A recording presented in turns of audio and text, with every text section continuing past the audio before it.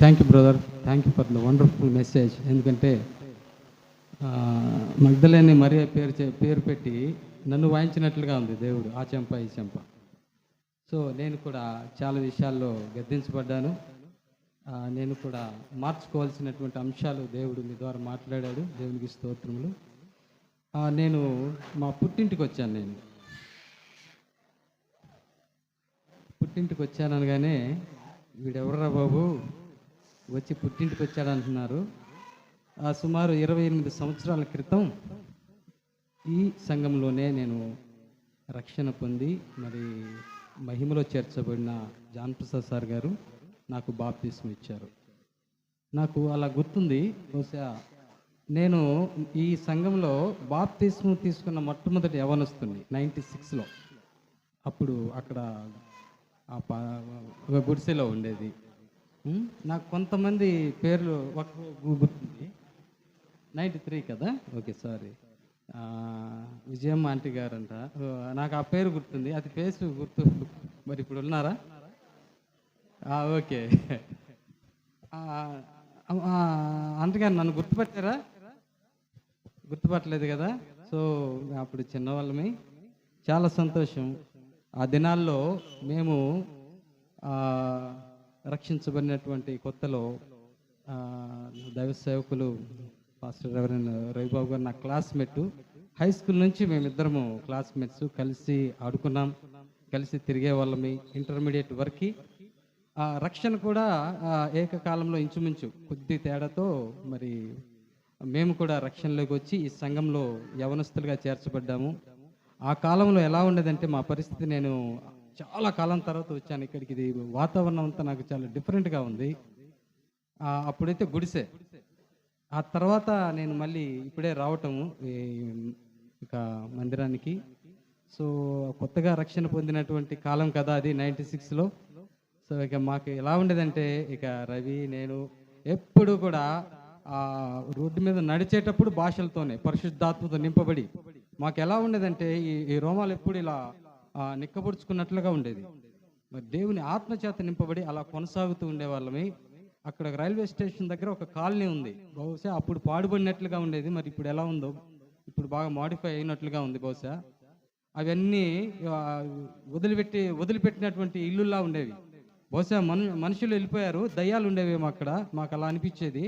So వాటితో కలిసి మేము కొంతమంది బ్రదర్స్ అక్కడ రూమ్ తీసుకుంటే అక్కడ ఉండేవాళ్ళమే. రాత్రంతా ప్రార్థనలు. ఇక చక్కగా ఇంట్లో భోజనం చేసి నేను రవి చిన్నగా కాలేజీ గ్రౌండ్లో నుంచి పడి వెళ్ళేవాళ్ళమి. సుమారుగా 10:30 ఎప్పుడు స్టార్ట్ చేసేవాళ్ళం ప్రార్థన. అందరము మిద్దె మీదకి ఎక్కి 2 గంటల వరకు ఘోష. భాషలు మాట్లాడేవాళ్ళు భాషలు, ప్రవచించేవాళ్ళు ప్రవచించేవారు, వాగ్దానములు దేవుడు ఇచ్చేటప్పుడు వాగ్దానం ఇచ్చే సమయంలో వాగ్దానాలు, ఒకటే ఘోష, కేకలు. అది ఊరు బయట కాబట్టి సరిపోయింది అప్పుడు. లేకపోతే మమ్మల్ని, ఇప్పుడైతే అలాంటి పరిస్థితులు ఉంటే మమ్మల్ని అరెస్ట్ చేసి ఉండేవారు. సో అలాంటి పరిస్థితుల్లో దేవుడు అనేక వాగ్దానాలు మాకు ఇచ్చాడు. సో ఇక మాకు చదువు ఉండేది కాదు. నేనైతే ఫస్ట్ ఇయర్ మొత్తం కనీసం ఒక్కటి కూడా పాస్ అవ్వలేదు. అంత ఆత్మతో నింపబడి ఇక చదువు అంటే అసహ్యంలాగా ఉండేది నాకు.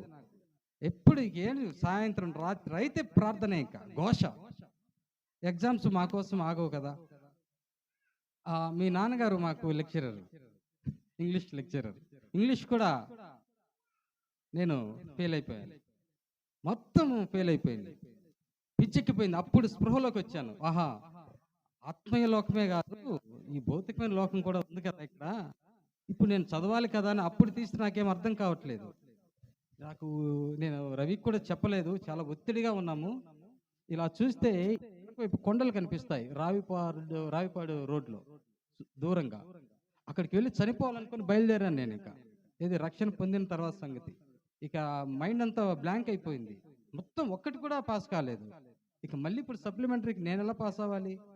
అసలు అక్కడ ఉంటే అంత ప్రార్థనే గుర్తొస్తుంది. ఎగ్జామ్స్ దగ్గరికి వెళ్తే చనిపోవాలనుకుని అలా బయలుదేరి వెళ్ళిపోయాను.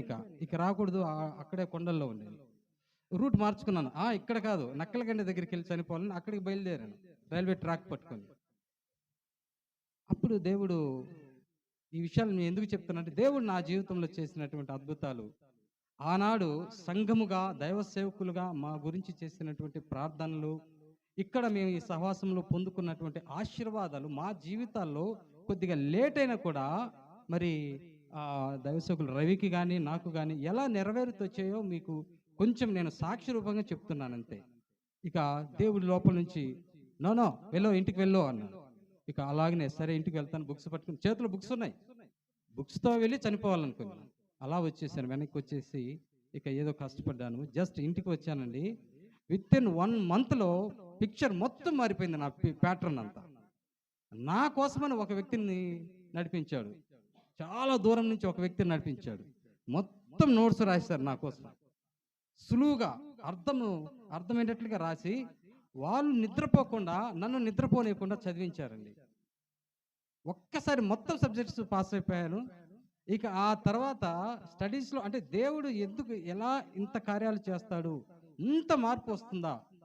మీలో ఎవరైనా అలాంటి కృంగిన వారైతే నన్ను చూసి నన్ను మీరు గుర్తు చేసుకొని గొప్ప నిరీక్షణ పొందొచ్చు మీరు.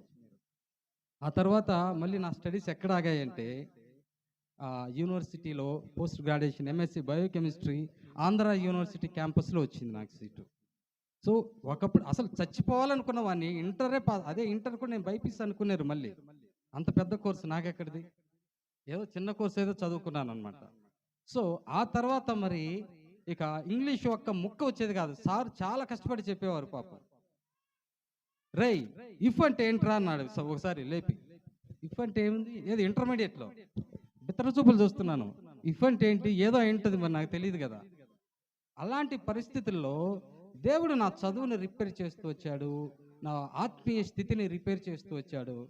ఈరోజు మరి ఆనాడు మాకు దైవ సేవకుల ద్వారా అనుగ్రహించబడినటువంటి ఈ సంఘం ద్వారా అనుగ్రహించబడినటువంటి ఆశీర్వాదాలే ఇప్పుడు నేను గెజిటెడ్ ఆఫీసర్ అట. నేను సీట్లో కూర్చున్నప్పుడల్లా నాకేం అర్థం కాదు. ఒక్కొక్కసారి నేను ఇప్పటికీ ఆశ్చర్యపోయేటువంటి అంశం ఏంటంటే, నేను గెజిటెడ్ ఆఫీసర్ ఏంటి, అసలు నా పరిస్థితి ఏంటి, నా స్థితి ఏంటి, ఇప్పటికీ నేను కృతజ్ఞతా స్తోత్రాలు చెప్తాను. నా కొలీగ్స్తో నేను మాట్లాడతాను, నా క్యాడర్ వాళ్ళతో అంటాను, సార్ ఇది నాకు ఏదో నా తెలివి వల్ల నా యొక్క సామర్థ్యం వల్ల వచ్చింది ఏమీ కాదు సార్, మీ అందరికంటే లాస్ట్ నేను, బట్ నా ప్రభు అయిన యేసుక్రీస్తు వారు ఉన్నారు, ఆయన వల్ల ఇది నాకు కలిగింది. కేవలం ఆయన ఇచ్చినటువంటి ఆ కృప ద్వారానే నేను చనిపోవలసిన వాడిని బ్రతికాను. ఇదండి టూకీగా అవుట్లైన్ నా యొక్క ఈ సంఘంలో నాకున్నటువంటి బ్రీఫ్ హిస్టరీ. సో చాలాసార్లు రవి పిలిచాడు రమ్మని, నాకు కూడా రావాలనిపించింది కానీ కుదరలేదు. ఇక చివరికి ప్రభు ఈరోజు రావడానికి, ఈ పునరుత్థాన పండుగను మీతో కలిసి జరుపుకోవటానికి ప్రభు నాకు అనుగ్రహించినటువంటి అవకాశం బట్టి కృతజ్ఞతా స్తోత్రాలు నేను ప్రభుకు చెల్లిస్తున్నాను. Thank you. వాక్యంలోనికి వెళ్దాము. కొరింథీయులకు రాసిన పత్రిక 1 కొరింథీ 15వ అధ్యాయము 20వ వచనం. 1 కొరింథీ 15వ అధ్యాయము 20వ వచనం.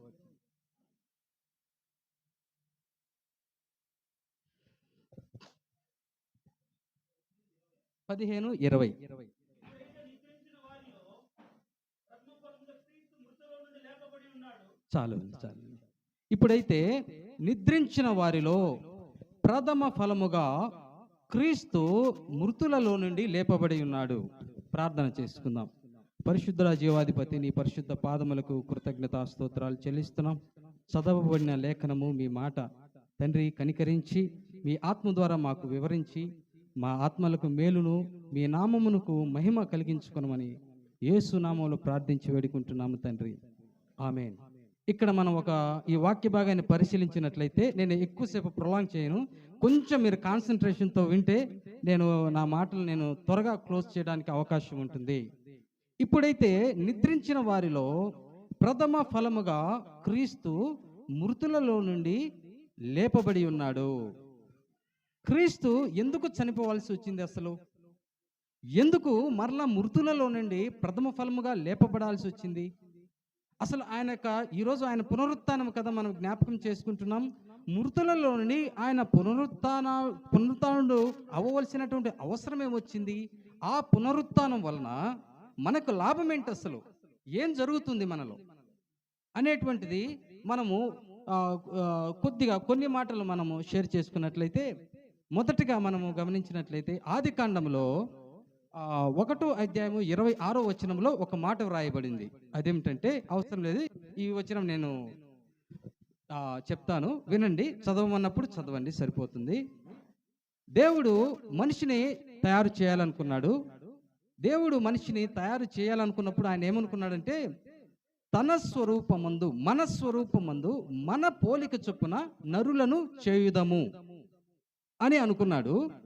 దేవుడు తను ఏ విధంగా అయితే అనుకున్నాడో ఆ విధంగానే తన స్వరూపమందు, తన పోలిక చొప్పున నరుని చేశాడు. ఓకేనా? ఇప్పుడు దేవుడి పోలికతో చేయబడినటువంటి ఈ యొక్క మనుష్యుడికి మహిమ ఉన్నది. దేవుడికి ఏ విధమైనటువంటి మహిమ కలిగి ఉన్నాడో ఆ గ్లోరీని, ఆ మహిమను ఆ మనిషికి దేవుడు అనుగ్రహించాడు. సో మనిషి ఎలా చేయబడ్డాడంటే ఒక ఆత్మ సంబంధమైన వ్యక్తిగా చేయబడ్డాడు. దేవుడు మొట్టమొదటిసారిగా చేసినప్పుడు ప్రకృతి సంబంధి మాత్రమే కాదు, అతను ఆత్మ సంబంధమైన వ్యక్తిగా తయారు చేశాడు.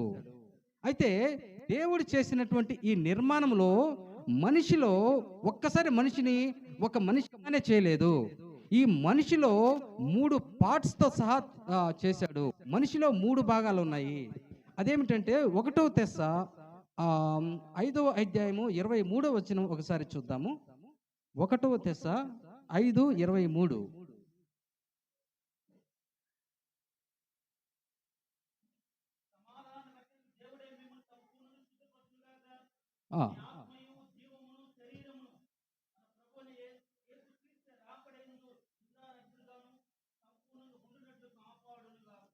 చాలండి. ఇక్కడ ఒక మాట చెప్తున్నాడు పౌలు, ఏంటంటే దేవుడే మిమ్మల్ని సంపూర్ణముగా పరిశుద్ధపరచునుగాక. అయితే ఎలా పరిశుద్ధపరుస్తాడట? మీ ఆత్మయు జీవమును శరీరమును మన ప్రభు అయిన యేసుక్రీస్తు రాకడయందు నిందారహితంగా ఉండాలి అంటున్నాడు. ఇక్కడ 3 భాగాల గురించి పౌలు వివరిస్తున్నాడు. ఏమిటా 3 భాగాలు? ఒకటి ఆత్మ, రెండవది ఏముంది అక్కడ? జీవము. ఈ జీవాన్ని ఇంగ్లీష్ బైబిల్ ఏముంటుందంటే సోల్ అనేటువంటి పదాన్ని ఉపయోగిస్తాడు. జీవం అంటే సోల్. దీన్నే మనం వాడుక భాషలో ఏమంటామంటే ప్రాణము అంటాం అనమాట. మూడోది ఏంటి? శరీరము. అంటే దేవుడు మనిషిని సృష్టించినప్పుడు ఆత్మ, ప్రాణము, శరీరము, ఈ మూడిటి యొక్క కంపోజిషన్, ఈ 3 కాంపోనెంట్స్తో మనిషిని నిర్మించాడు. అయితే దేవుడు మనిషిని నిర్మించినప్పుడు ఈ 3 భాగాలు కూడా దేవుని మహిమను కలిగి ఉన్నాయి. దేవుని పోలిక చొప్పున ఆ మహిమను కలిగి జీవిస్తూ ఉండేవారు. అయితే ఈ తరుణంలో ఏం జరిగిందంటే, మానవుడు తినవద్దు అన్న పండు తిన్నాడు. ఎప్పుడైతే ఈ యొక్క తినవద్దన్న పండు తిన్నాడో దేవునికి మనిషికి ఉన్నటువంటి సంబంధము పూర్తిగా కట్ అయిపోయినట్లుగా మనం ఇక్కడ చూస్తాం. ఆ యొక్క సంబంధాన్ని కోల్పోయినట్లుగా చూస్తాం. దేవుడు ఏం చెప్పాడు? పండు తిన్న దినమున నీవు నిశ్చయముగా చచ్చెదవు అన్నాడు. నీవు నిశ్చయంగా చచ్చెదవు అన్నాడు. నీ శరీరం నిశ్చయంగా చచ్చుతుంది అని చెప్పలేదు కదా. నీవు అంటే ఎవరున్నారు ఇక్కడ? 3 ఉన్నారు కదా. ఆత్మ, ప్రాణము, శరీరము. ఈ 3 కూడా చస్తారు. ఈ 3 భాగాలు కూడా మనుషులు ఉన్నాయి. చనిపోతారు, వాళ్ళు మరణానికి పొందుతారని దేవుడు చెప్పినట్లుగా చూస్తాం. అందుకే శరీరము ఎప్పుడైతే ఈ యొక్క పాపము చేశాడో ఇక శరీరం మొదలైంది? శరీరంలో క్షీణత మొదలైంది. అందుకే మనుషులందరూ కూడా 1000 సంవత్సరాల లోపే చనిపోయారు. అంటే దినం అంటే దేవుని దృష్టిలో ఏంటి? మనకి 2వ పేతురు 3:8 ఏం రాయబడింది? అవసరం లేదు. ప్రభువు దృష్టికి ఒక దినము 1000 సంవత్సరములతో సమానమంట. 1000 సంవత్సరములు ఒక దినముతో సమానమంట. అంటే శరీరానికి మాత్రం ఈ 1000 సంవత్సరములలోనే లోపలే మనిషి చనిపోయాడు. ఇక ఆత్మ, ప్రాణం విషయానికి వస్తే అవి ఎప్పుడో దేవుని నుంచి దూరం అయిపోయాయి కాబట్టి అవి కూడా మృతమైనటువంటి అనుభవంలో ఉన్నాయి. సో ఈ స్థితిలో మరి మనము చూసినట్లయితే ఏం జరుగుతుందంటే, దేవుడు అనుకున్నాడు, అయ్యో ఈ యొక్క ఆ మనిషితో దేవునికున్న సంబంధం కట్టేసింది, ఇతడు మరణంలో ఉన్నాడే, మరణం ఇతన్ని ఏలుతుందే, ఇతన్ని ఎలాగైనా తిరిగి రిస్టోర్ చేయాలి, ఇతన్ని ఎలాగైనా మరలా నేను బాగు చేయాలి అని దేవుడు ఒక ప్రణాళికను రచించాడు. ఏమిటంటే అది అసలు ఈ 3 ఉన్నాయి కదా భాగాలు, మీరు కొంచెం జాగ్రత్తగా గమనిస్తే నేను క్లోజ్ చేస్తాను. ఆత్మ ఉంది కదా, ప్రాణం ఉంది కదా, ఈ శరీరం ఉంది కదా, వీటిల్లో దేవునితో ప్రత్యక్షంగా సంబంధం కలిగి ఉన్నటువంటి ఆ యొక్క స్థాయి కలిగినది ఏదంటే ఆత్మ. ఈ ఆత్మ ఏం చేస్తుందంటే దేవుడు ఆత్మతో కనెక్టివిటీ, సంబంధము, ఒక ఏమంటారంటే దీన్ని ఒక అనుసంధానం కలిగినటువంటి శక్తి మనలో ఎవరికి ఉందంటే ఆత్మకే ఉంది. ఎందుకో తెలుసా? ఎందుకు కారణం చెప్పండి? ఎందుకంటే దేవుడు మనకు యోహాను సువార్తలో 4:24లో ప్రభు ఒక మాట అంటాడు, సమరయ స్త్రీతో మాట్లాడుతూ అంటాడు, దేవుడు ఆత్మ కనుక ఆయనను ఆరాధించువారు ఆత్మతో సత్యముతో ఆరాధించాలి. ఏంటి ఆరాధించాలని దేవుడు ప్రభు చెప్తున్నాడు, ఆత్మతో సత్యముతో ఆరాధించాలి. అంటే ఈ మనలో ఉన్నటువంటి మనుష్య ఆత్మకి ఆత్మరూపి అయినటువంటి దేవుడితో కనెక్షన్, సంబంధాన్ని కలిగి ఉంటుంది. అసలు ఆర్డర్ ఎలా చేశాడంటే, మనలో ఉన్న ఆత్మ దేవుడితో అనుసంధానం అవుతుంది, దేవునితో సమాచారాన్ని ఇచ్చిపుచ్చుకుంటుంది. అప్పుడు ఏం చేస్తాడంటే దేవుడు ఆ మనిషి ఆత్మకి తను జీవాన్ని అనుగ్రహిస్తాడు, ఆజ్ఞలను అనుగ్రహిస్తాడు, ఆయన ఉపదేశాన్ని ఇస్తాడు, ఆయన శక్తిని ఇస్తాడు. ఈ మనుష్యాత్మ ఏం చేస్తుందంటే దేవుని ఆత్మ దగ్గర నుంచి ఆ శక్తిని, ఆ జీవాన్ని, ఆ బలాన్ని సంగ్రహించి ప్రాణానికి ట్రాన్స్ఫర్ చేస్తుంది. ఎప్పుడైతే ఈ ప్రాణానికి ట్రాన్స్ఫర్ చేస్తుందో ఈ ప్రాణం ఏం చేస్తుందంటే శరీరానికి దాన్ని సరఫరా చేస్తుంది. కాబట్టి సో ఈ ఫ్లో ఎలా ఉంటుందంటే ఇది ఒక ఆర్డర్లో ఉంటుంది. ఆత్మ నుంచి ప్రాణము, ప్రాణము నుంచి శరీరము. సో మనలో ఉన్న ఆత్మ ప్రాణాన్ని కంట్రోల్ చేస్తుంది, మనలో ఉన్నటువంటి ప్రాణము శరీరాన్ని కంట్రోల్ చేస్తుంది. ఇది దేవుడు నియమించినటువంటి ఒక పద్ధతి, ప్రాసెస్. అయితే ఇక్కడ ఏమైంది, మనిషి ఎప్పుడైతే పాపం చేశాడో ఈ కనెక్షన్ ఉంది కదా ఆత్మతో, నా ఆత్మకు దేవుని ఆత్మతో కనెక్షన్ ఉంది కదా, ఆ కనెక్షన్ అనేటువంటిది, ఆ సంబంధం అనేటువంటిది కట్ అయిపోయింది. ఈ కట్ అయిపోయినప్పుడు ఏమైంది తెలుసా, ఇక సిగ్నల్స్ మిస్ అయిపోయాం, మనం సిగ్నల్స్ మిస్ అయిపోయాము, నెట్వర్క్ అందట్లేదు. ఎందుకంటే ఇక కనెక్షన్ లేదు కదా, మృతమైనటువంటి అనుభవం ఉంది. ఈ దుస్థితిని చూశాడు. సరే, తినవద్దన్న పండు తిన్నాడు, శాపానికి గురయ్యాడు, మరణానికి గురయ్యాడు. ఎలాగైనా ఈ వ్యక్తిని, అనగా ఈ వ్యక్తిలో ఉన్నటువంటి ఆత్మను, ప్రాణమును, శరీరమును మరలా పునరుజ్జీవింప చేయాలి, మరలా శక్తినివ్వాలి, మరలా నాతో అనుసంధానం, నాతో కలుపుకోవాలి, నేను మళ్ళీ సంబంధం మనిషితో కలిగి ఉండాలనేటువంటి ఆలోచనతోటి, ఈ నిత్య ప్రణాళికతోటి దేవుడు ఏం చేశారంటే తన ప్రియ కుమారుడైన యేసుక్రీస్తును ఈ లోకానికి పంపించాడు. యేసుక్రీస్తు వారు ఈ లోకానికి మనిషి పాపం చేసినప్పుడు అకస్మాత్తుగా వచ్చి దూకేయలేదు మధ్యలో. ఇక సినారియోలో, ఈ టోటల్ సినారియోలో, సీన్లో అకస్మాత్తుగా దూకేయలేదు. దేవుడు సృష్టి చేసే ముందే దేవుడికి తెలుసు. ఏం తెలుసో తెలుసా, నేను మనిషిని చేయబోతున్నాను, ఈ సృష్టిని చేయబోతున్నాను, వాడు పాపం చేస్తాడు. దేవుడికి ముందే తెలుసు, వీడు పాపం చేస్తాడు, వీడు ఆత్మీయంగా చచ్చిపోతాడు, వీడు నాతో సంబంధాన్ని కోల్పోతాడు.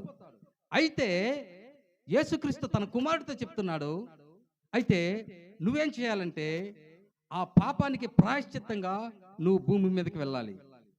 ఆ ప్రాయశ్చిత్తం, వాళ్ళు చేసిన తప్పుకు శిక్ష ఉంది కదా, నీవు భరించాలి. దాని ద్వారా వాళ్ళు విమోచన పొందుకోవాలి, వారు తిరిగి మరలా మనతో అన్యోన్య సంబంధం కలిగి ఉండాలి. ఆ తర్వాత మనం ఒక రాజ్యాన్ని స్థాపిస్తాము, ఆ రాజ్యంలో ఆ మనుషులు, మనము కలిసి యుగ యుగాలు జీవించాలి. This is the whole pattern. ఇదేంటో తెలుసా, ఇది దేవుని యొక్క అనాది కాల సంకల్పము అంటాడు ఎఫెసీయులకు రాసిన పత్రికలో. This is the pattern. So దీనికి అనాది కాలంలోనే యేసుక్రీస్తు వారు ఏం చెప్పారు, అసలు ఈ సృష్టి ఆరంభానికి ముందే, ఎస్ ఫాదర్, నేను వెళ్తాను, నేను సరెండర్ అవుతాను, నేను శిక్ష అనుభవిస్తాను, నేను ఇప్పుడు నీ కుమారుణ్ణి కదా, నేను నీతో సమానమైన దైవత్వం కలిగి ఉన్నవాని కదా, నేను అవన్నీ వదులుకుంటాను. నీవు చేయబోయే ఆ యొక్క మన పోలిక చొప్పున చేయబోయే ఆ మనుషుల కోసం నేను వెళ్తాను, నేను శ్రమ పడతాను, నేను వాళ్ళను రక్షిస్తాను. ఈ ప్లాన్ను యేసుక్రీస్తు ముందు పెట్టేశాడు తండ్రి అయిన దేవుడు. ఆయన అప్రూవ్ చేశాడు, ఓకే అన్నాడు. ఆ తర్వాత సృష్టి ప్రారంభమైంది ప్రియులారా. This is the pattern. ఇది అసలు జరిగినటువంటి సృష్టికి ముందు జరిగినటువంటి యొక్క తతంగం అంతా. అయితే ఇప్పుడు ఏం చేశాడంటే, ఈ ప్రణాళికలో భాగంగా ముందుగానే దేవుడికి తెలుసు కదా, అనక భవిష్యత్ జ్ఞానం కలిగిన దేవుడు కదా, అప్పుడు యేసుక్రీస్తు వారు ఈ లోకానికి వచ్చాడు. యేసుక్రీస్తు వారు ఈ లోకానికి వచ్చి అప్పుడు ఆయన సిలువను ఎక్కుతూ ఉన్నాడు. సిలువ మీదకి ఎక్కి ప్రాయశ్చిత్తంగా మనిషి చేసినటువంటి తప్పుకి ప్రతిఫలాన్ని, శిక్షను, ఉగ్రతని యేసుక్రీస్తు తన మీదకి వేసుకున్నాడు. ఒక దైవ నియమం ఒకటి ఉంది. ఏంటో తెలుసు? అది దైవ నియమం అంటే దేవుని చట్టం అంటూ ఒకటి ఉంది. ఇప్పుడు మనకు భారతదేశంలో రాజ్యాంగం ఉంది కదా, చట్టం. దేవుని చట్టం అనేటువంటిది ఒకటి ఉంది. అది మార్చలేని చట్టం ఒకటేంటో తెలుసా? దేవుడు పరిశుద్ధుడు, ఆయన పరిపూర్ణుడు.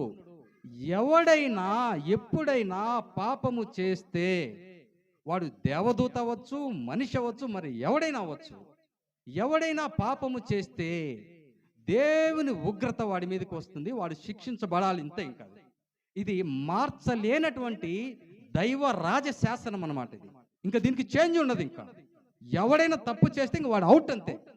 That's it. ఇది పరిస్థితి. అందుకని ప్రభువైన యేసుక్రీస్తు వారు ఈ లోకానికి వచ్చి ఏం చేశారంటే, ఆ శిక్షను నేను తీసుకుంటాను.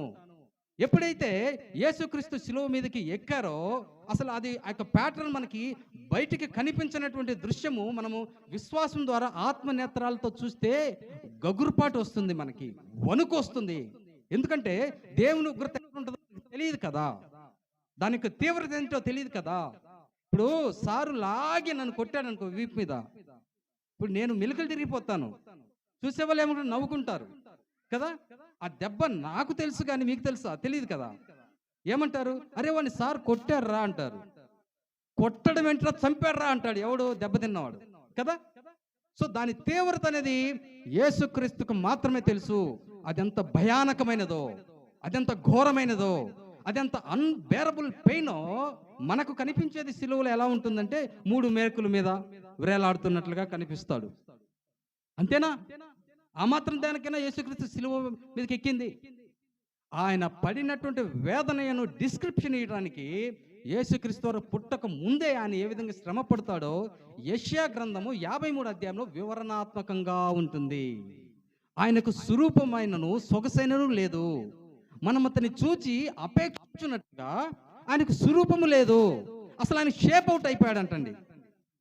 ఎలా అయిపోయాడంటే ఒక్క రోజులోనే తేడా వచ్చేసింది ఆయన శరీరంలో. చాలా గ్లామరస్గా ఉన్నటువంటి ఫేసు, చాలా ఫిట్గా ఉన్నటువంటి బాడీ ఎలాగైందంటే ఎండిన చేపలాగా అయిపోయింది అనమాట. దేవుని ఉగ్రత అమాంతం అలాగే పడిపోయింది. ఆ బాధని ఆయన శరీరంలోను, ఆయన ప్రాణంలోను, ఆత్మలోను భయానకమైనటువంటి బాధను అనుభవించాడు. మాడిపోయినట్లుగా అయిపోయింది అనమాట. సిలువ మీదకి ఎక్కగానే ఆయన సిలువ మీద ఎన్ని గంటలు విరేలాడాడు చెప్పగలరా? ఎన్ని గంటలు విరేలాడాడు? ఉదయం 9 గంటల నుంచి, ఉదయం 9 గంటలకి ఆయన సిలువ మీదకి ఎక్కాడు. ఉదయం 9 గంటల నుంచి మధ్యాహ్నం 3 గంటల వరకు వేలాడుతూనే ఉన్నాడు. ఆ శిక్షను భరిస్తూనే ఉన్నాడు. దేవుని యొక్క ఉగ్రత సాటిస్ఫై అవ్వట్లా, ఇంకా వస్తుంది, ఇంకా వస్తుంది. ఆ తృప్తి చెందట్ల దేవుని ఉగ్రత. న్యాయమైన ఉగ్రత అది. మనిషి చేసిన పాపము అది మామూలు విషయం కాదు ప్రియులారా. మనం చేసేటువంటి పాపం ఎలా ఉంటుందంటే పాపమే కదా అంటాం కదా. ఏముంది, ఒక మాటే కదా అన్నది, ఆ మాత్రం దానికి ఇట్లా అంటాం కదా. ఇప్పుడు మనము ఆ వెహికల్ రోడ్డు మీద వెళ్తున్నాం, పక్కన వాడికి మన స్కూటర్ ఏదో కారు తగిలింది, సారీ సారీ సారీ సారీ అంట. అతను సామాన్యుడు అనుకో, సరేలే చూసుకో వెళ్ళవయ్యా అంటాడు. అదే సీఎం కాన్వాయ్ వెళ్తుంది అనుకోండి, అటు సీఎం కార్లన్నీ వెళ్తున్నాయి, మనం వెళ్ళి తడేలు మనం తగిలింది అనుకోండి, సారీ సారీ సారీ అబ్బే బే అంటే ఊరుకుంటారా? టక టక టక రివాల్వర్స్ తీసుకుని వచ్చి సరౌండ్ చేసి వీడు ఏదో మానవ బాంబులా ఉన్నాడని వాడిని ముందు తీసుకెళ్లి జైల్లో పడేసి 4 వాయిస్తారు. అయ్యా నేను ప్రయాణికునైనా అనుకున్నా కూడా ఒప్పుకోరు. దేవుడు మనము ఎవరి ఎడల పాపము చేస్తున్నామో ఆ వ్యక్తి యొక్క స్థాయిని బట్టి మన యొక్క పాప తీవ్రత ఉంటుంది. మనం ఎవరి విషయంలో పాపం చేస్తున్నామో ఆ వ్యక్తిని మనము యొక్క స్థాయిని అర్థం చేసుకుంటే మనం ఎంత తప్పు చేశామో అర్థమవుతుంది ప్రియులారా. ఈ ఉగ్రతని దేవుడు మరి యేసుక్రీస్తు వారు కల్వరి శిలువలో భరించాడు. భరించి ఏం చేశాడు తెలుసా? ఆ 6 గంటలు వేలాడి ఆ యొక్క శిక్షను భరించి ఇక దేవుని నుంచి వచ్చినటువంటి ఆ శిక్ష ఉగ్రత తృప్తి చెందింది. ఇక న్యాయమైన ఉగ్రత తృప్తి చెందింది. ఓకే, సాటిస్ఫై అయిపోయాడు. అంటే ఆయన ఎలా ఫెయిల్ అయ్యాడు? మనిషి చేసిన పాపానికి తగిన శిక్ష విధించాను నేను, అయిపోయిందని. యాక్చువల్గా శిక్ష భరించింది ఎవరు? మన ప్రభు అయిన యేసుక్రీస్తు. ఏ పాపం చేయని వ్యక్తి ఆయన అనుభవించాడు కదా, ఆయన భరించాడు. అయితే ఆ 3వ రోజు అంటే మనం అర్థమయ్యే భాషలు చెప్పండి. ఈ రోజు తెల్లవారుజామున ప్రభు అయిన యేసుక్రీస్తు వారు ఏం చేశారు? మృతులలో నుండి లేచాడు. ఈ పాయింట్ కీలకము. యేసుక్రీస్తు శిలువలో శ్రమ పొందటము, పాప పరిహారంగా బలి అవ్వటము ఒకటైతే, ఆయన మృతులలో నుండి లేవటం అనేటువంటిది సంచలనాత్మకమైనది. దేవుడు అనాది కాలం నుండి చాలా పనులు చేశాడండి. ఏం చేశాడు? అనాది కాలంలో భూమికి సృష్టికి ముందు ఏం చేశాడు చెప్పగలరా? కెరూబులు శరాబులను చేశాడు. దేవదూత గణను కోటాను కోట్ల దేవదూతలను చేశాడు. భూమిని చేశాడు. ఈ సృష్టి అంతటిని చేశాడు. సో ఆయన చేసిన కార్యాలు చాలా ఉన్నాయి. వీటన్నిటి కల్లా అత్యంత శక్తివంతమైనటువంటి కార్యం ఏంటో తెలుసా? దేవుడు అత్యంత శక్తి ఉపయోగించి చేసినటువంటి పని ఏంటో తెలుసా? యేసుక్రీస్తును మృతులలో నుండి లేపటము. యేసుక్రీస్తును మృతులలో నుండి లేపటం అనేటువంటిది సామాన్యమైన విషయం కాదు. అందుకే ఎఫెసీయులకు రాసిన పత్రికలో అంటాడు. ఎఫెసీ పత్రిక ఒకసారి చూద్దాం మనము. నేను ముగిస్తాను.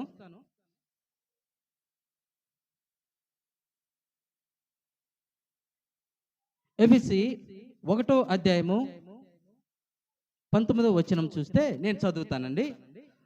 ఆయన క్రీస్తునందు వినియోగపరిచిన బలాతిశయమును బట్టి అంటున్నాడు.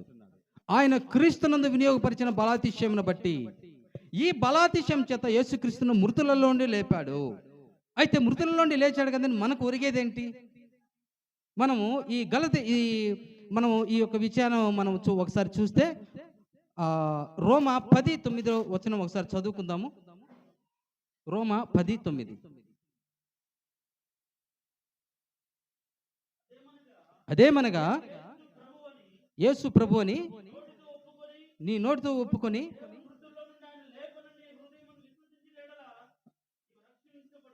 చాలండి. ఇక్కడ మీరు చాలా జాగ్రత్తగా గమనించాలి. ఒక వ్యక్తి రక్షణ ఎలా పొందుతాడు? యేసు ప్రభువుని నోటితో ఒప్పుకోవాలి. తర్వాత ఏం చేయాలంట? హృదయంలో విశ్వసించాలి. ఏమి విశ్వసించాలి? మృతుల నుండి యేసు లేచాడని విశ్వసించాలి. అది పాయింట్ ఇక్కడ. ఈరోజు మనము యేసుక్రీస్తు మృతుల నుండి లేచాడని మనము మరి ఒక గ్రహింపు లేకుండా చేయటానికి వీలే లేదు. మనకు రక్షణ ఎలా వస్తుంది? మృతుల నుండి లేచాడని నమ్మితే రక్షించబడ్డట్టు అనమాట. ఇది ప్రభువైన యేసుక్రీస్తు వారు శిలువలో చేసిన కార్యం అనమాట. సో ఇప్పుడు ఏం జరిగింది? ఆ వ్యక్తి రక్షించబడ్డాడు. రక్షణ మనిషిలో ఎలా ఆరంభమవుతుందో తెలిస్తే, ఈ విషయం నాకు తెలియక ఈ 28 సంవత్సరాల క్రితము అల్లాడిపోయాను అనమాట. పిచ్చెక్కిపోయింది నాకు. అస్సలు అర్థమయ్యేది కాదు ఆత్మీయ విషయాలు. సో ఇక్కడ ఏం జరుగుతుందంటే, రక్షణ ఒక వ్యక్తిలో రక్షణ పొందిన వెంటనే ఏం జరుగుతుందో తెలుసా? అతనిలో ఆత్మ అనే భాగం ఉంది కదా, ఆ ఆత్మ అనేటువంటి భాగము ఇన్స్టాంట్గా ఒక్కసారిగా ఒక నూతనమైన ఆత్మగా, బ్రాండ్ న్యూ ఆత్మగా మారిపోతుందండి. ఇది ఇమ్మీడియట్గా జరిగేటువంటి పని. రక్షణ పొందాడు అంటే ఇమ్మీడియట్గా జరిగే పని. అతని ఆత్మ నూతన పరచబడుతుంది. అతని ఆత్మ నూతనంగా ఉంటుంది. ఇంకంతే, నూతన పడేది ఒక్కసారే. ఇంకా మళ్ళా అది ఎలా ఉంటుందంటే, ఇంకా అది ఎదగడము, పరిశుద్ధతలు ఎదగడము అలాంటిదేమి ఉండదు. మనకు ఒకే ఆత్మ ఉంది, ఒక్కసారే నూతన పరచబడుతుంది. మనము అదే ఈ వాక్యంలో చూస్తే 2 కొరింథీ 5:17 చూస్తే చూడక్కర్లేదండి, టైం లేదు. ఇక్కడ అపొస్తలుడైన పౌలు అంటాడు, కాగా ఎవడైనను క్రీస్తునందున్న ఎడల వాడు నూతన సృష్టి, పాతవి గతించెను, ఇదిగో క్రొత్తవాయను. ఈ వచనంలో క్రొత్తవైంది ఏంటో తెలుసా? ఏంటి క్రొత్తదైంది? మన ఆత్మ. ఆత్మ క్రొత్తగా అయిపోయింది, అకస్మాత్తుగా క్రొత్తగా అయిపోయింది. సో మనం క్రొత్తగా జన్మించిన అనుభవంలోనికి వచ్చాము.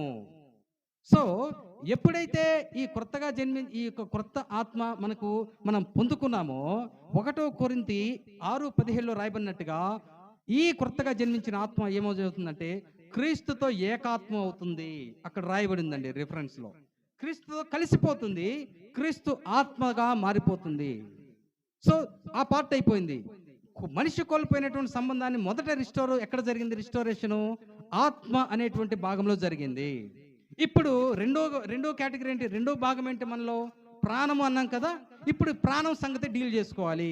అస్సలు సమస్య అంతా ఎక్కడొస్తుందో తెలుసా? మనకి క్రైస్తవ జీవితంలో పోరాటం అంతా ఎక్కడొస్తుందో తెలుసా? ఈ ప్రాణం అనేటి సోల్లోనే ఉంటుంది. అస్సలు సంగతి ఇక్కడే తెలుస్తుంది.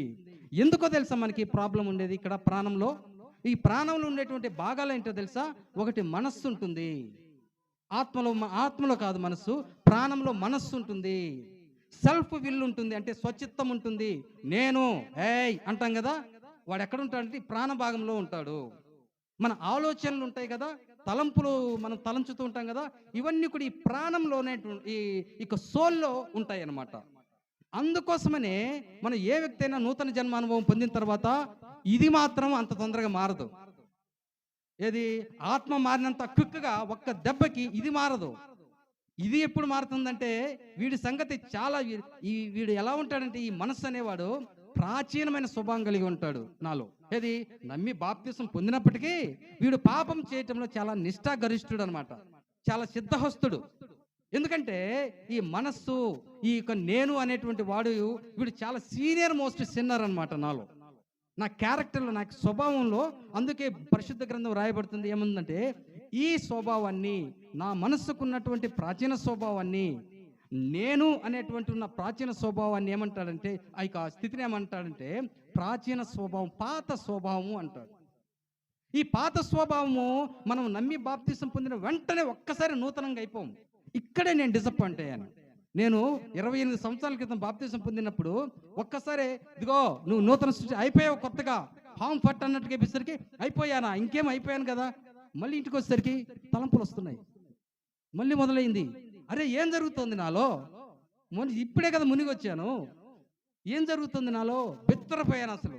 అయ్యా ఎట్లా నాకు సరిగ్గా సొల్యూషన్ దొరికేది. నా ఎక్స్ప్రెషన్ ఎలా చేయాలో తెలిసేది కాదు.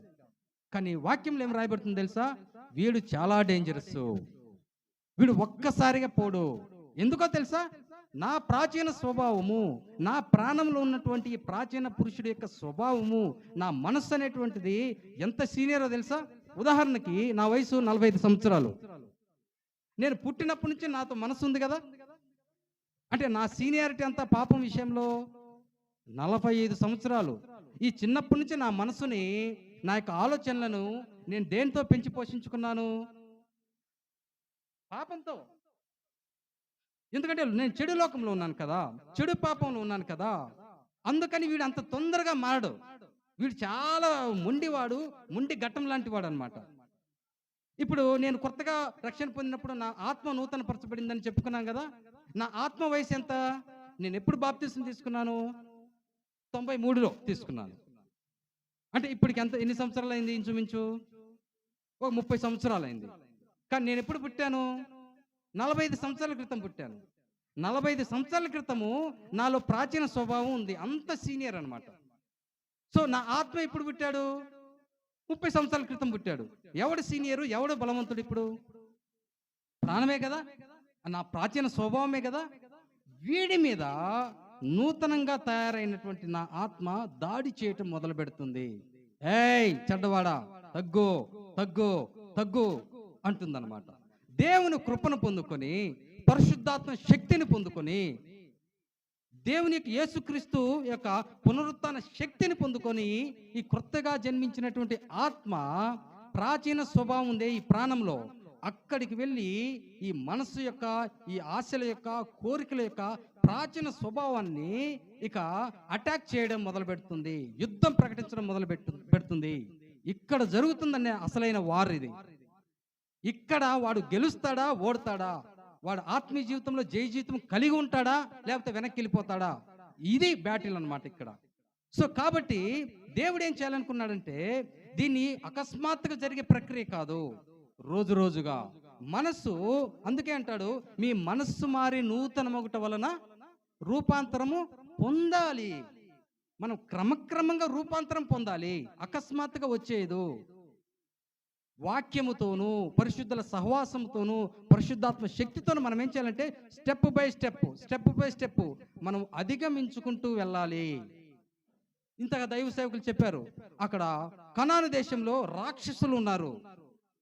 ఇశ్రాయేలు దేశం నుంచి ఇశ్రాయేలీయులు ఐగుప్తు నుంచి కనాను దేశంలోనికి యెహోషువ నాయకత్వంలో ఎంటర్ అయ్యారు. యొర్దాను అనేది దాటగానే వీళ్ళు బిత్తరపోవడం వీళ్ళ వంతైంది. ఎందుకో తెలుసా, అక్కడ రాక్షసులాగా ఉన్నారు మనుషులు, ఒక్కొక్కడు భయంకరంగా ఉన్నాడు. 7 జాతుల వాళ్ళు ఉన్నారు అక్కడ. ఇప్పుడు దేవుడు చెప్పింది ఏంటి, ఇశ్రాయేలుకున్న ఛాలెంజ్ ఏంటి, వాళ్ళని మీరు చంపి వాళ్ళ ప్లేస్లో మీరు జీవించాలి, వాళ్ళని మీరు ఫినిష్ చేయాలి అని దేవుడు చెప్పింది. అందుకే యెహోషువ నాయకత్వంలో అలా జరిగింది. వాళ్ళు ఎందుకు అంత శక్తివంతంగా ఉన్నారంటే వారు 400 సంవత్సరాల నుంచి అదే ప్లేస్లో ఉన్నారు. అంత సీనియర్స్ అనమాట వాళ్ళు. వాళ్ళంత ఈజీగా వీళ్ళేంటి మొన్ననే వచ్చారు బయటికి ఐగుప్తు నుంచి. కాబట్టి ఈ పోరాటాన్ని మనం జ్ఞాపకం చేసుకోవాలి. మన మనస్సు, మన ఆలోచనలు, మన స్వచిత్తాన్ని మనం చాలా జాగ్రత్తగా బేరీజు వేసుకుంటూ ఆలోచిస్తూ మనం ఏం చేస్తున్నాము, మనం ఏమి దైవ సేవకులు చెప్పే వర్తమానము, మనం వ్యక్తిగతంగా ధ్యానం చేసేటువంటి వాక్య భాగాన్ని ఆధారం చేసుకొని అసలు మనలో ఏం జరుగుతుంది. అందుకే అంటాడు తన్ను తాను విమర్శించుకుంటే చాలా మంచిది అంటాడు అన్నమాట. మనం ఎప్పుడు ఈ స్వభావం విషయంలో మనం రాజీ పడకూడదు ప్రియులారా. ఇది ఒక్కసారి వచ్చేది కాదు, ఇది అకస్మాత్తుగా వచ్చేది కాదు, ఇది క్రమక్రమంగా వచ్చేది. అది మన చేతుల్లో ఉంది. మనము దేవునితో కలిగేటువంటి అవినాభావ సంబంధాన్ని బట్టి ఉంటుంది.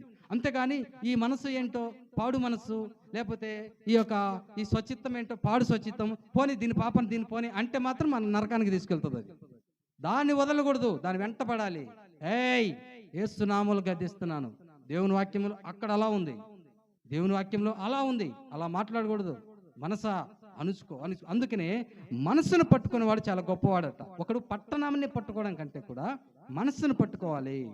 ఈ విషయంలో మన యొక్క ఆసక్తి, మన పోరాట పట్టిమ, మనము దేవునితో ఎలాగైనా వీన్ని నా ప్రాచీన స్వభావాన్ని నేను వదులుకోవాలి. ఈ పట్టుదలతో ముందుకు సాగితేనే మనము ఆత్మీయ యాత్రలో ముందుకు సాగుతాం. చాలా మంది ఆత్మీయంగా జన్మించారు కొత్తగా, కానీ ప్రియులరా ఈ పోరాటంలో ఓడిపోయి ప్రాచీన పురుషుడికి, ప్రాచీన స్వభావానికి దాసులైపోయి వెనక్కి వెళ్ళిన చాలా మంది ఉన్నారు. ఉదాహరణకు చెప్పాలంటే ఇస్కరియోతు యోధ. మరొకరు చెప్పాలంటే పౌలు అంటాడు దేమా ఇహలోకాన్ని స్నేహించి తెస్సలోనికకు వెళ్ళిపోయాడు అని చెప్తాడు పాల్ టీంలో. సో మనము ఈ విషయాన్ని మనం జాగ్రత్తగా చేసుకోవాలి. కాబట్టి క్రమక్రమంగా ఎదుగుతున్నప్పుడు మన ఆత్మ ఎలా ఒక్కసారి నూతనపరచబడిందో ఇది కూడా మనం రూపాంతర అనుభవంలోనికి నడుస్తాము. సో ఇది మన చనిపోయే వరకు ఉంటుంది. అసలు ఈ ప్రాణం అంటే ఈ మనస్సులో ఉన్నటువంటి పరిస్థితులే ఎందుకు కీలకం అంటే ఇది ఎంత రూపాంతరత చెందుతామో మనం ఈ లోకాన్ని విడిచే సమయానికి, అంత ఆత్మీయ స్థితి, అంత పరిశుద్ధత, ఆ స్థాయి మనకు పరలోకంలో ఉంటుంది ప్రియులారా. మనం పరలోకంలో ఏ స్థాయిలో ఉంటాము, ఏ ప్లేస్లో ఉంటాము, మన స్థాయి, మన మహిమ దేని మీద ఆధారపడి ఉంటుందంటే ఈ మనస్సులో, ఈ యొక్క తలంపులలో, ఈ యొక్క స్వచిత్తములో పొందే రూపాంతరత యొక్క స్థాయిని బట్టి ఉంటుంది. ఈ విషయం నెగ్లెక్ట్ చేస్తే కొంతమంది రక్షణ పొందుతారు, నేను రక్షణ పొందాను అనుకుంటానికి అక్కడే ఆగిపోతారు. రక్షణ అయితే ఉంటుంది కానీ పరిణతి చెందిన అనుభవంలోనికి రారు ప్రియులారా వారు. కాబట్టి మనము ఈ విషయంలో ఇలాగూ మనము జయించుకుంటూ ముందుకు వెళ్ళాలి.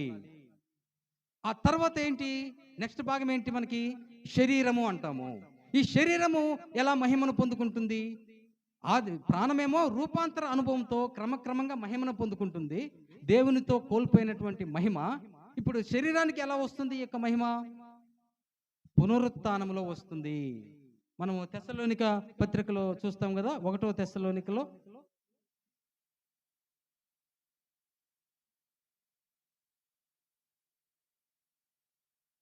1 తెస్స 4:17 నుంచి 15 నుంచి 17 వచ్చిన నేను ముగిచ్చేస్తాను. 2 minutes.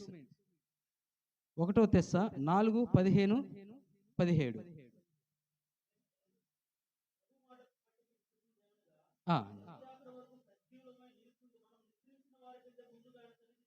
ఓకే.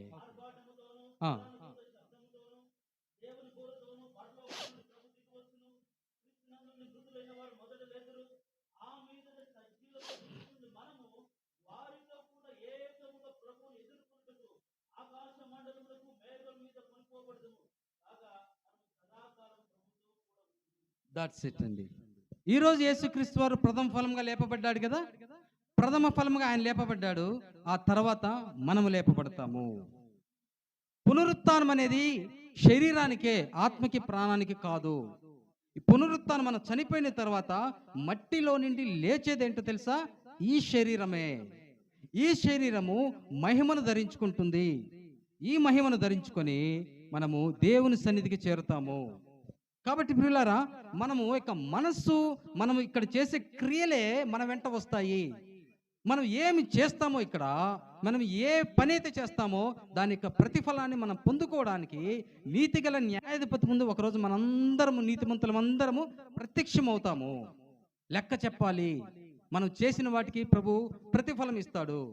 కాబట్టి ప్రియులారా, నేను ముగిస్తున్నాను. మనము దేవుని రాజ్యమునకు రాకడకు మనం సిద్ధపడాలి. దుర్నీతి నుండి తొలగిపోవాలి. ఈ లోకంలో మనము ఎలా బ్రతకాలంటే ఆత్మ సంబంధమైన క్రైస్తవులుగా బ్రతకాలి. అపోస్తలుడైన పౌలు మొదటి కొరింథీలో 3వ అధ్యాయం 1వ వచనంలో, మీరు తర్వాత ఇంటికెళ్ళి చదువుకోండి, 2 రకాలైన క్రైస్తవులు ఉంటారని పౌలే చెప్తున్నాడు. ఒకటి శరీరానుసారమైన క్రైస్తవులు, 2 ఆత్మానుసారమైన క్రైస్తవులు. శరీరానుసారమైన క్రైస్తవులు ఎలా ఉంటుందంటే అన్ని ఇక్కడే చూస్తారు. ఇంతకు ముందు దైవ సేవకులు చెప్పారు. ఈ శరీరానుసారమైన క్రైస్తవులు అంటే ఏంటంటే ఆశీర్వాదం అనగానే గబాలను నిద్రలేస్తారు అనమాట. ఏంటో తెలుసు? ఆశీర్వాదం అంటే ఇల్లు, బంగారము, ఆస్తి, పొలములు, నగ, నట్ర, ఇంకంతే. కళ్ళకి ఏది జిగల్మని కనిపిస్తే అదే ఆశీర్వాదము. ఇదంతా ఎలా ఉంటుందంటే శరీరానుసారమైన క్రైస్తవ్యము. ఆత్మానుసారమైన క్రైస్తవం ఎలా ఉంటుందో తెలుసా? రోమా 8లో రాస్తాడు, ఆత్మానుసారులు ఆత్మ విషయముల మీద మనస్సు ఉంచుతారు. వారి మనస్సంతా ఆత్మ విషయముల మీదే ఉంటుంది. ఒక రకంగా చెప్పాలంటే పరలోక సంబంధమైనటువంటి మహిమ పరలోక సంబంధమైన విషయాల్లోనే ఉంటుంది. పై వాటి మీదనే ఉంటుంది, క్రింద వాటి మీదనే ఉండదు. ప్రియులారా, ఒక విషయం నన్ను నేను హెచ్చరించుకుంటుంటాను. రెగ్యులర్గా నాకు ప్రతిరోజు జరిగే ప్రాసెస్ ఇదే. మీకు నేను సవినయంగా మనవి చేసుకునేది ఏంటంటే, శరీరానుసారమైన క్రైస్తవ్యం ఒకప్పుడైతే చెల్లుబాటు అయింది, ఇప్పుడు చెల్లుబాటు కాదు ప్రియులారా. కాలము మారిపోయింది. భూమిని చీకటి కమ్ముచున్నది, కట్టిక చీకటి జనములను కమ్ముచున్నది. మనము మానవాళి యొక్క ఈ కాలమాన చక్రంలో అతి ప్రమాదమైనటువంటి డేంజర్ జోన్లోకి ఎంటర్ అయ్యాము. మీరు వింటున్నది కరెక్టే. మన జనరేషన్, ఇప్పుడు మనము బ్రతుకుతున్న వారమి అత్యంత ప్రమాదకరమైన జోన్లోకి మనం ప్రవేశించాము. ఇంతకు ముందు ఏదో కొన్ని చెల్లుబాటు అయ్యాయి శరీరానుసారంగా ఆలోచిస్తే. ఇప్పుడు మాత్రం ప్యూర్లీ ఆత్మానుసారంగా ఉండాలి. నాకు ప్రభు ఒక్కటే హెచ్చరిస్తుంటాడు ఎప్పుడు, రేయ్ నువ్వు ఎలా ఉండాలి అంటే, కంటికి కనిపించేది, నీ చేతులు దేన్నైనా తాకేది, నీ యొక్క చెవులకు భౌతికంగా వినపడేది, వీటి విషయంలో నువ్వు చాలా జాగ్రత్తగా ఉండాలంటాడు. ఇవి చాలా మోసకరమైన, జాగ్రత్తగా ఉండాలంటాడు. వీటిని చూడద్దు, నువ్వు ఇక కంటికి కనిపించని ఉంటావు కదా. అందుకంటాడు పౌలు, మేము దృశ్యమైన వాటిని చూడక అదృశ్యమైన వాటిని నిదానించి చూస్తున్నాం అంటారు. దృశ్యమైన చూడటానికే కనపడక పెట్టుకున్నాను నేను. సో ఇంకా అదృశ్యమైన నాకేం కనిపిస్తాయి అంటారా? కుదరదు. మన హృదయానికి కళ్ళు ఉంటాయి, మనసుకు కళ్ళు ఉంటాయి. ఆ కళ్ళు వెలిగించబడితే పరలోకం అంతా కనిపిస్తుంది. మనకి ఏది కోరుకోవాలో అది కనిపిస్తుంది ప్రియులారా. సో మన ముందు 2 ఛాయిస్లు ఉంచబడ్డాయి మనకి. ఇప్పుడు ఇక్కడ శరీరానుసారమైనటువంటి ఆశీర్వాదాలు, శరీరానుసారమైనటువంటి ఉన్నాయి, ఇక్కడ ఆత్మానుసారమైనటువంటి ఉన్నాయి. శరీరానుసారమైనది త్వరగా అంతరించిపోబోతుంది, ఆత్మానుసారమైనది శాశ్వత కాలం ఉండబోతుంది. దేవుడు బలవంత పెట్టడు. నీ ఇష్టం నీ ఎంపికే, నా ఇష్టం నా ఎంపికే. ఆయన వెంట్రుకలు పట్టుకొని రే నువ్వు ఇదే ఆత్మానుసారంగా పుచ్చుకోరా అన్నాడు ఆయన. Choice is yours. మనం షాప్కి వెళ్ళినప్పుడు ఏ చీర కొనుక్కోవాలి అది మీ ఎంపిక. ఇక్కడ కూడా ఆత్మానుసారమైన శరీరానుసారమైన అనేది నా ఎంపిక. ఇక్కడ నేను ఇప్పుడు తీసుకునే నా మనసుతో తీసుకునే ఎంపికను బట్టి నిత్యత్వంలో నా స్థానం ఆధారపడి ఉంటుంది. కాబట్టి నేను ముగిస్తున్నాను. ఏది కోరుకుంటారో ఇక మీ చాయిస్. దేవుడు నాకు ఇచ్చాడు నా చాయిస్. చివరికి ఏమైందో మరి చూద్దాం కొన్నాళ్ళ తర్వాత. దేవుడి కొద్ది మాటలను దీవించును గాక. సారీ, కొంచెం లేట్ అయింది.